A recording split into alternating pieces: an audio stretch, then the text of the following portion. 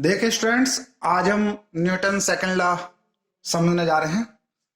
तो इसकी स्टेटमेंट है the rate of change of momentum. देखिए सेंटेंस का मीनिंग क्या होता है। जब कभी आप किसी चीज के चेंज के रेट की बात करते हैं, आपको 9th क्लास में पढ़ाया गया था कि चेंज ऑफ मोमेंटम, या वहां पे आपको एक्सेलरेशन पढ़ाया गया था चेंज इन वेलोसिटी। चेंज को रिप्रेजेंट करता है डेल्टा और मोमेंटम को रिप्रेजेंट करता है पी। डेल्टा पी का मतलब है चेंज इन मोमेंटम, और अगर मैं चेंज इन मोमेंटम को टाइम से डिवाइड कर दूं तो ये बन जाएगा rate of change of momentum.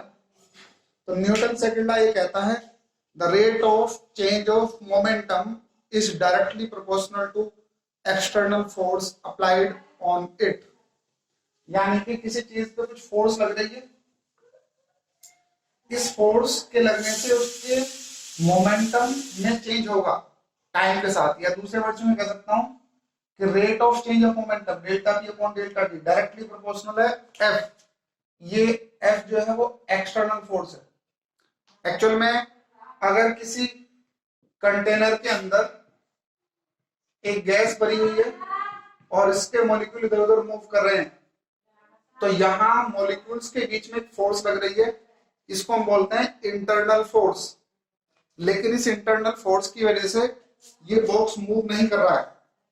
ये बॉक्स तब मूव करेगा जब इस पे बाहर से कोई फोर्स लगाएंगे, तब उस फोर्स की वजह से ये बॉक्स मूव करेगा। तो इस डेफिनेशन में, इस फॉर्मूले में आपको ये समझना है कि जो rate of change of momentum है वो एक्सटर्नल फोर्स पे डिपेंड करता है, न कि इंटरनल फोर्स पे डिपेंड करता है। लेकिन इसमें बात ये भी समझने की है कि अगर आप किसी चीज पे फोर्स इस डायरेक्शन में लगा रहे हैं तो इसके मोमेंटम में चेंज इसी डायरेक्शन में आएगा। यानी कि अगर ये ऑब्जेक्ट ऐसे मूव कर रहा है तो आप ये कहेंगे कि इसके इस डायरेक्शन में मूव करने के लिए कोई अनदर फोर्स और भी है। या सिंपल सी बात आप ये कहेंगे कि rate of change of momentum उसी डायरेक्शन में होगा जिस डायरेक्शन में फोर्स लग रही है।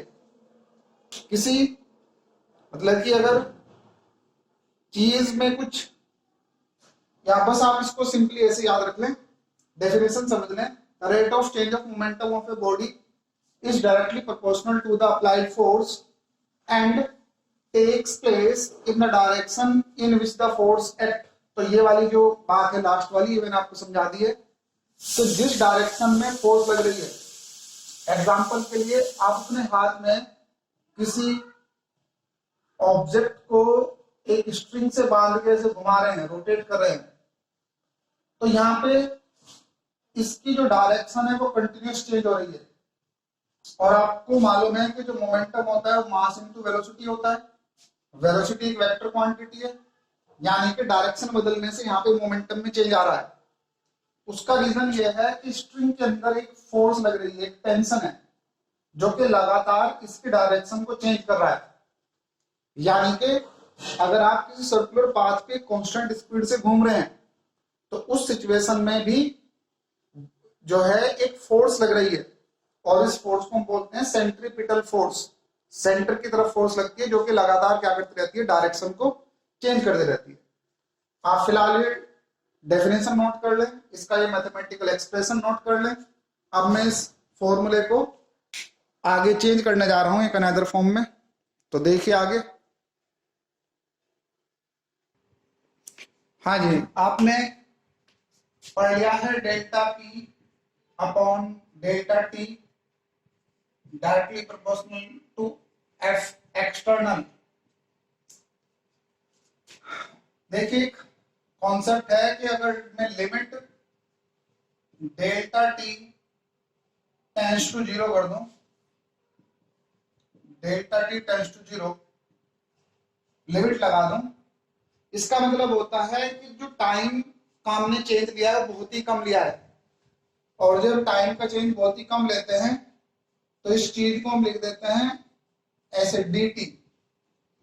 इसको हम बोलते हैं differentiation of momentum with respect to time, यानी कि उस कंडीशन में ये ऊपर वाली जो वैल्यू है ये लिखी जाती है dp upon dt directly proportional to f external. और मोमेंटम का फॉर्मूला आप जान चुके हैं। मोमेंटम जो होता है मास और वेलोसिटी का मल्टीप्लिकेशन होता है। इससे पहले वाली वीडियो में ये बात आपको समझा चुका हूं। तो यहाँ पे m इंटू वी हो जाएगा और ये f एक्सटर्नल है। मास देखिए, जो फिलहाल आप फिजिक्स पढ़ रहे हैं यानी कि मैकेनिक्स पढ़ रहे हैं, इसमें जो v है वो मच लेस देन c है।